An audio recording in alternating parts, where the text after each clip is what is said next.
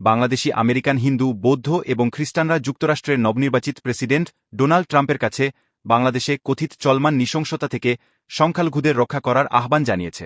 খবর হিন্দুস্তান টাইমসের।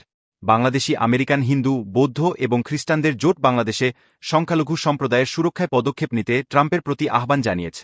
বাংলাদেশে ধর্মীয় ও জাতিগত সংখ্যালঘুদের বিরুদ্ধে কথিত চলমান নৃশংসতাকে ইসলামবাদী শক্তির অস্তিত্বের হুমকি বলে অভিহিত করেছে ফ্যাসিস্ট হাসিনার আমলে হিন্দু নিপীড়নের বিষয়ে নীরব থাকা জোট।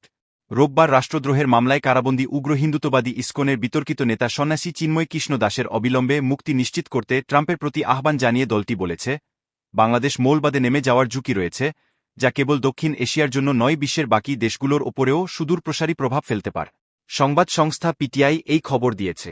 ট্রাম্পকে সম্বোধন করা একটি স্মারকলিপিতে গ্রুপটি জাতিসংঘের শান্তিরক্ষা মিশনে বাংলাদেশের অংশগ্রহণকে অভ্যন্তরীণ জাতিগত ও ধর্মীয় নিপীড়ন বন্ধের সাথে যুক্ত করার পরামর্শ